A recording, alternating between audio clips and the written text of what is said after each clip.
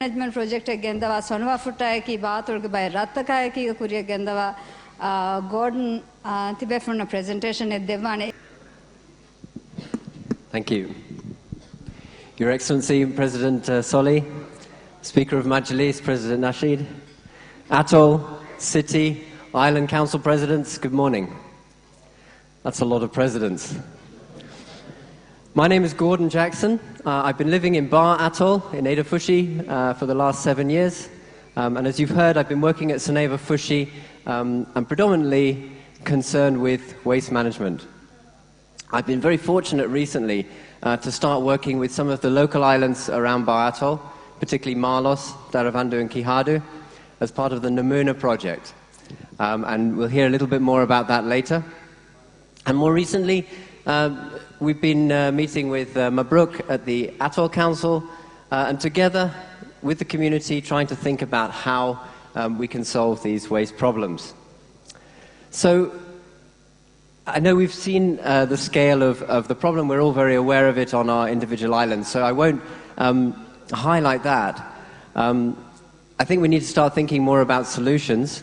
But unfortunately, there's no small island nation that has completely solved this problem, where we can just go and get a solution and bring it here and implement it.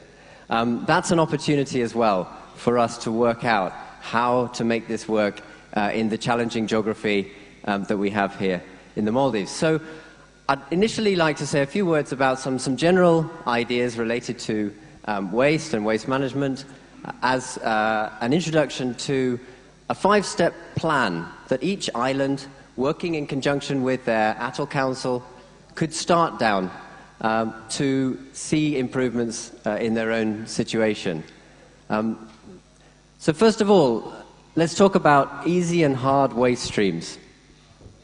And let's start with the easy stuff.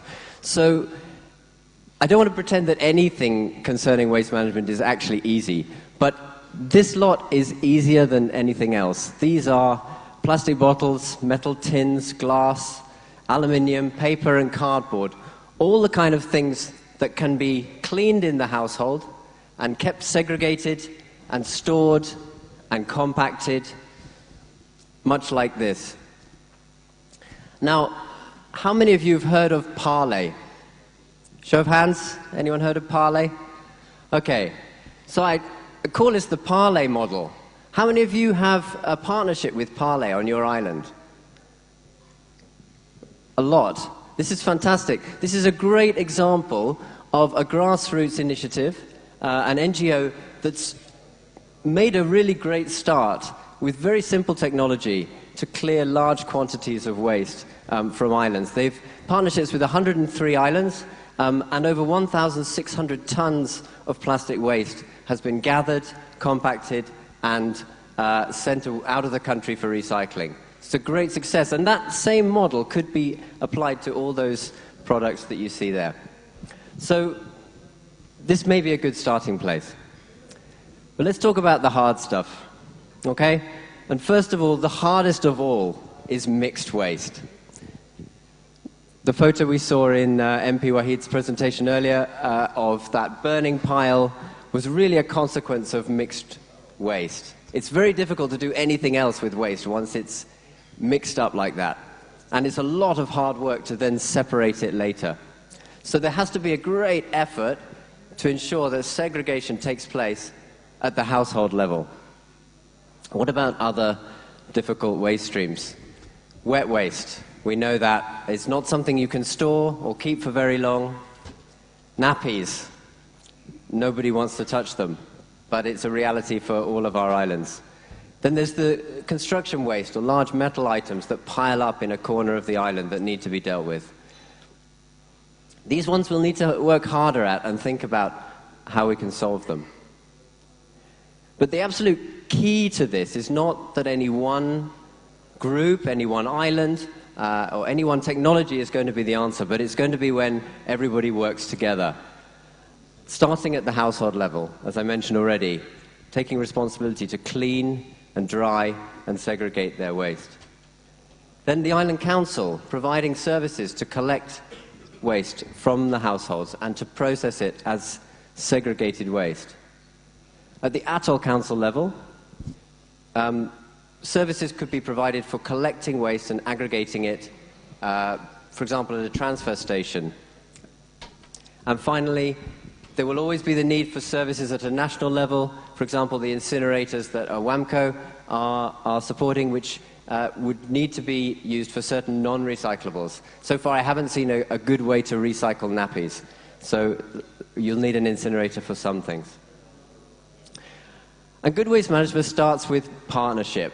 Partnership with local councils, with atoll councils, and with central government, with waste management teams, with schools, with the women's development committees, and with NGOs and outside public-private partnerships. We all need to work together to make something work.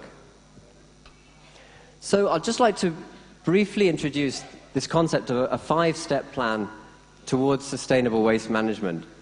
And it starts where we mentioned earlier, with segregation of the easy waste types. And after that, it requires islands to take those piles of cans and bottles and put them in jumbo bags or goni, and for the atoll to provide a service to collect them, bring them to a central point, and to bale them. Because as we just heard, loose plastic takes up a huge amount of space. But if you have the chance to compact it, it takes up a fraction of the space, maybe only 10%, maybe only 5%. A lot easier to handle and a lot easier to transport. Once those regular household waste streams are being managed in an orderly way like this, an island can start to think about the legacy waste, those things that have been piling up for years and years that need to be cleared out. And we'll talk a bit about that in a minute. And once the legacy waste has been cleared, it's time to start thinking about new and better services that can start to address those more challenging waste streams, and also what more services can be provided at the atoll level to help the islands. And finally, compost. Well, I'm very impressed with any of you islands that are actually making compost on a day-to-day basis. It's a huge challenge to sustain that, and congratulations if you're able to do it. But I know that for a lot of islands that's difficult, and I think there may be some solutions there that could come in towards the end. And one of the important things to note about this five-step plan is that it starts off relatively easy. It's something that everyone can start with, everyone can do, if a community comes together. And as you progress, it becomes more difficult. But then you have more skills, more ability, more services to help you. The other thing is that it starts off at a very low cost. You can see how Parley have been able to collect huge quantities of plastic, utilizing services that are already there and the goodwill of islands all over the country. And this is something which is a great place to start, but as you get down to the more challenging waste streams, it's going to cost more. So just to illustrate what this might look like in the first couple of steps, each atoll would need to have a collection service. This is Bon Atoll. I haven't forgotten Goidu down in the south. It's just off the map, but they would also be included, and Fahendu and Fuludu, to collect these kind of waste streams in jumbo bags and have them compacted at a central location within the atoll. Step 3, cleaning up the legacy waste. After all that open burning, there's a lot of half-burnt waste, soil, sand and ash piled up. And a simple portable machine like this could help to separate those two so that the ash didn't have to be taken off the island, because it's actually quite fertile. A lot of plants will grow on that. But those half-burnt pieces would be able to be removed and separated. So you'd need a project and some equipment to help with that. Of course, a lot of island cleanups. The islands we've been working with, the community's been great at getting involved and coming together and gathering waste from different parts of the island to segregate. Some things will be difficult, and they'll need to be taken away as well. And of course, the use of a boat. Because what I see as I visit islands is, even on those islands where the waste has been beautifully segregated, there's not an easy way to get it off the island.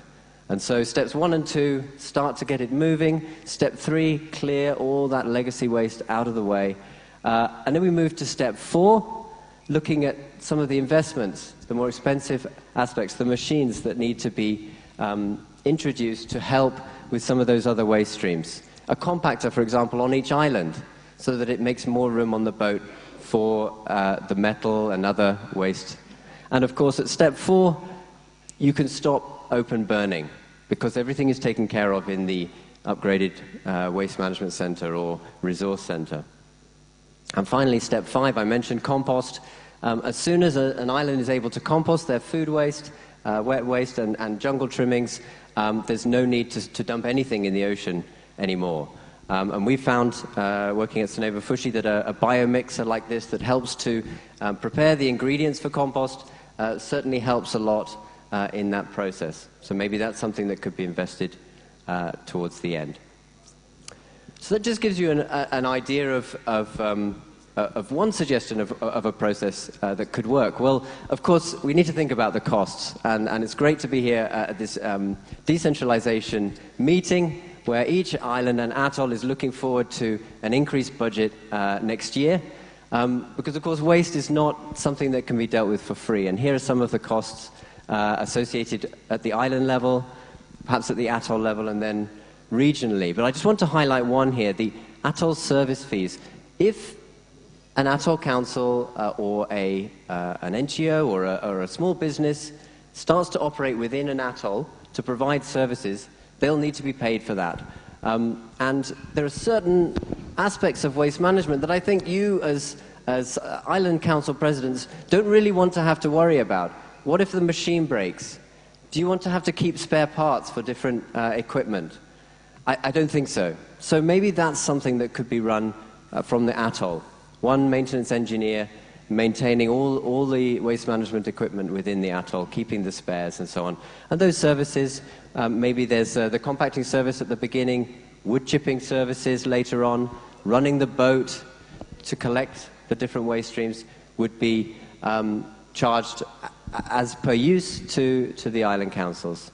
And then, of course, at the regional level, there is obviously costs associated with running incinerators and more transport costs. But I think it's important to recognize that I don't know any country in the world where waste pays for itself.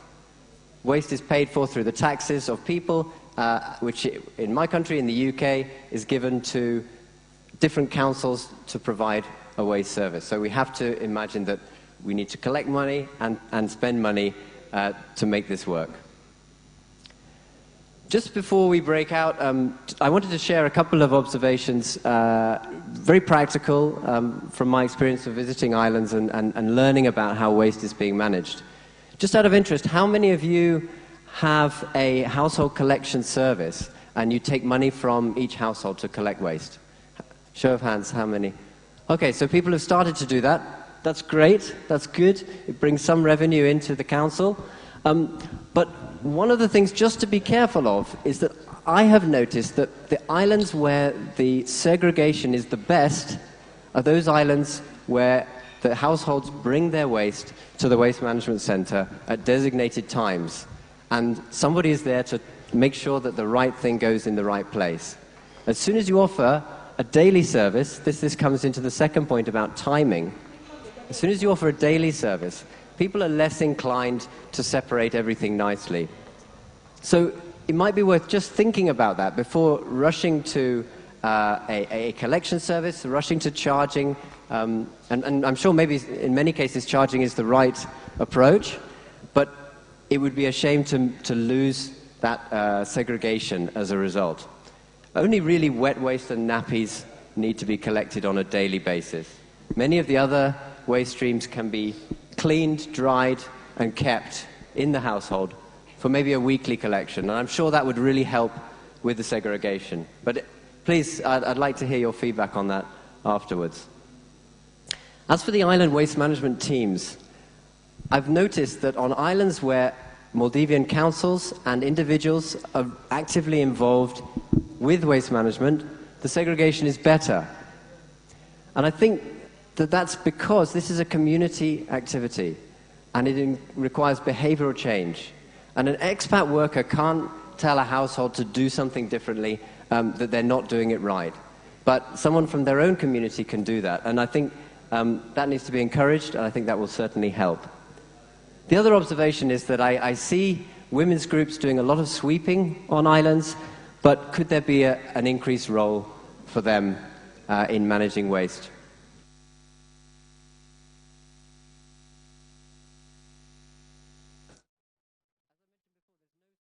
Out there that we can just copy and install in our islands. We have to come up with that ourselves, and so therefore it's very important that we share the ideas which are working.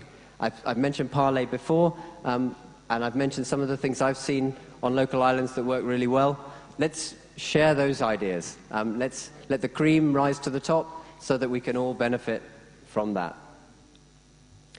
And one of the conceptual changes we're trying to move to in this area of waste management is to move from a linear process of buying something, throwing something away, and that thing being burned or out of sight, out of mind. We want to move to a circular economy, a circular way of thinking, so that resources are kept within the islands. And this is a wonderful example in Noon Atoll, Kudafari, where the young people have just taken over the waste management center. They're making compost, and not only that, but they're growing beautiful vegetables, organic vegetables, for their own use. There are many examples like this. We heard in the previous presentation some many other ways that waste can be turned into wealth, into value. We have to get all this first stuff right first, because a mixed waste pile is uneconomic to address in terms of waste to wealth. But as soon as each individual waste stream has been segregated, compacted, prepared, there will be many, many opportunities, I believe, to generate value from those things. So that's all I wanted to say. I just wanted to leave you with a reminder of why this is very important, and I look forward to the discussion time later. Thank you.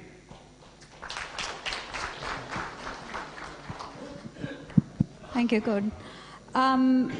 Mi session ga Arun Kurigenda me visnani commenti be from suale koravim mikolun jawab de goto karnon tibe